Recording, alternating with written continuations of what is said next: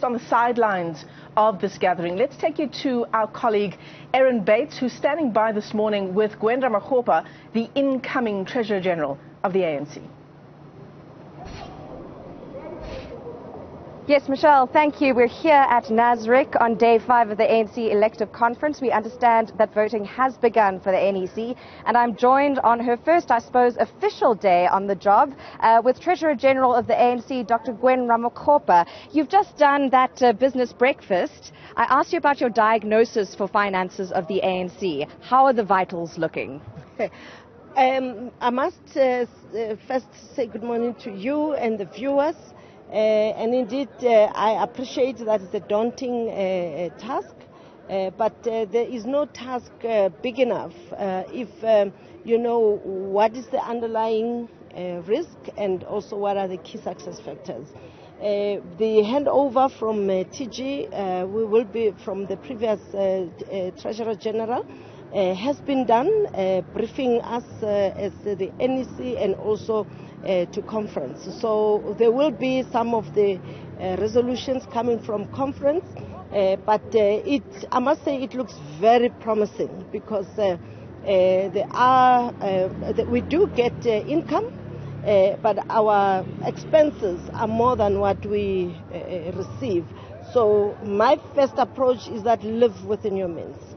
And that's what we will prioritize. The second issue is that our staff is our precious resource, most important resource, especially the critical staff. So we will rationalize the high cost items in terms of staff, especially those of us who've been in Parliament and all that will have to be rationalized so that we remain with a core, efficient and effective a staff complement that we can pay every month fully, and that they become content and they remain. I'm worried that we have lost good people who are dedicated, and others are threatening to leave because indeed their livelihood is threatened. So we want to retain the critical staff that we need in that regard.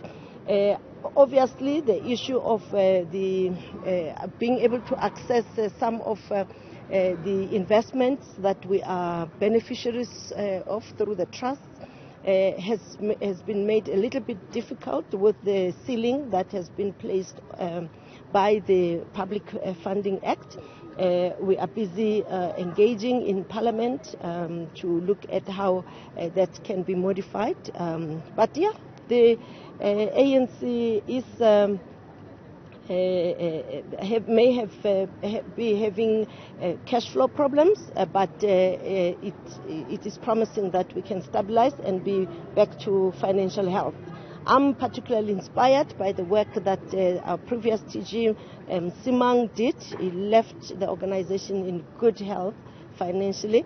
I'm inspired by Ramakgopa, who was also the Treasurer General of the ANC Women's League. She left the ANC Women's League also in good health financially, and it is possible, and we will build on the work we've done in the past 5 years.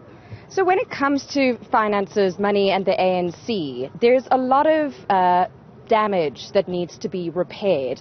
Even the reputation of some of the people in the top 7 is tarnished by allegations of kickbacks. The likes of Nomvula Mokonyane with the Bosasa allegations and findings of the Zodo report. The same thing with Che Gwede Mantashe, and of course the president is facing that scrutiny over Phala Phala. How can you give us assurances that the ANC is getting its financial books in order under your leadership when those kinds of issues are still hanging in the air? I'm glad that you are saying that they are facing scrutiny, and that's what we want. We want transparency, we want accountability by each and every individual, and we are also calling on law enforcement agencies to do their work without fear or favor. So that is really our approach. That's the commitment of the collective.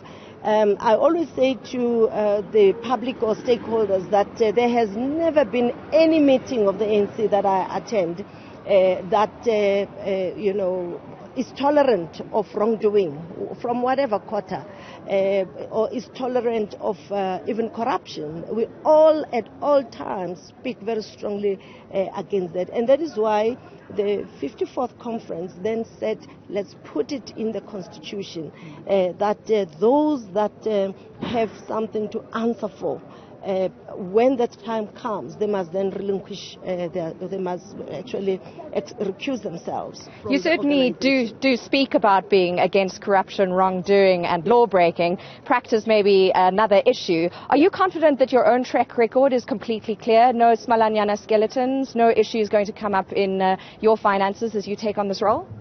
From the finances point of view, I've just addressed the business forum that my approach is that business and society must appreciate that democracy has to be funded. Yes, I mean in your personal finances. In my personal finances. I hope there's nothing. I mean, I guess we're all human beings. We may be making mistakes, but I am not aware of anything whatsoever that could bring the ANC into disrepute. And if anyone thinks there's anything else, they might as well come through. They are not stopped, they are not gagged, they are not threatened or anything. So all of us must stand the scrutiny of ethical leadership. That's our mandate. Dr. Gwen Ramakgopa, incoming TG, thank you for your time. Well, there you have it, a medical diagnosis from a medical doctor, no less, who now steps into the shoes as Treasurer General of the ANC at the end of this 55th elective conference. She's going to scrutinize those books, check the income and expenditures, and work on gaining political party funding for the ANC moving forward as it faces that national election in 2024. Erin Bates, thanks very much indeed for that conversation. Let's